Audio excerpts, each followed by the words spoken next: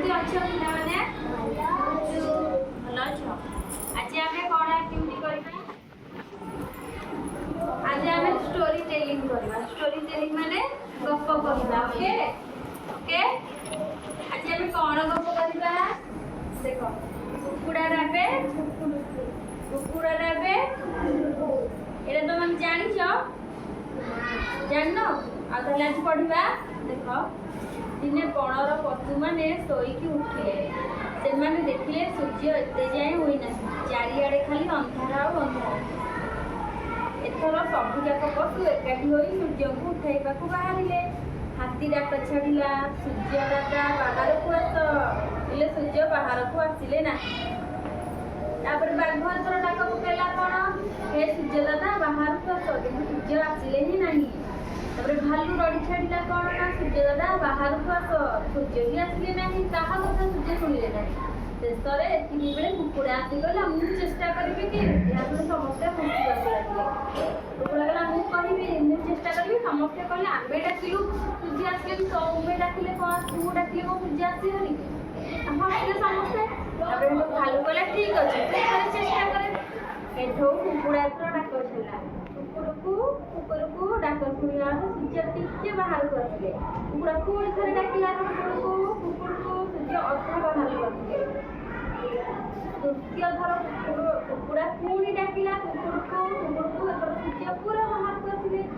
ସେଇଦିନ ଠାରୁ କୁକୁଡ଼ା ଡାକିଲେ ଯାଇ ସୂର୍ଯ୍ୟ ବାହାରକୁ ଆସନ୍ତି। ସତ କି ପିଲାମାନେ? ଏଇଟା ସତ। ସକାଳୁ କିଏ ଆଗ ଡାକେ? କାଉ ଆଗ ଡାକନ୍ତି ନା କୁକୁଡ଼ା? କୁକୁଡ଼ା ଆଗ ଡାକନ୍ତି କି ରାତିରୁ? କାଉ ତ ସକାଳ ପାଇଲେ, କିନ୍ତୁ କୁକୁଡ଼ା ଆଗ ଡାକେ। ତମେ କାହା ଡାକ ଶୁଣିଲେ ଆଗ ରଖୁଛ ପିଲାମାନେ? କୁକୁଡ଼ା ଡାକ ଶୁଣିଲେ ଆଗ ରଖୁଛ। ନେକ୍ସଟ ହେଉଛି ଆମର ଭୁଲ। ନାଇଁ ବେଲୁନ।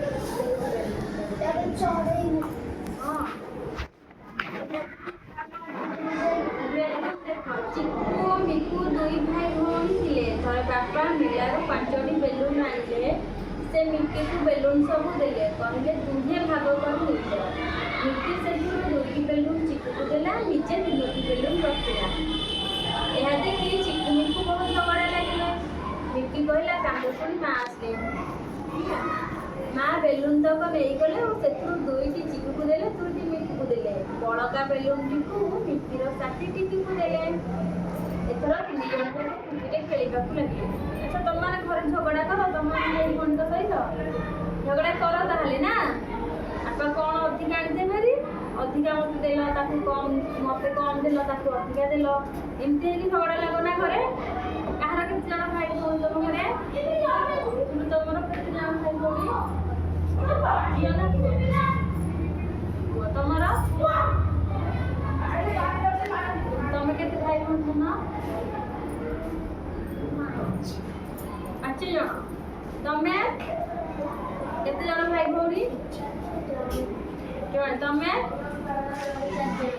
ଆଉ ତମେ? ଗୋଟେ ନା 2ଟା?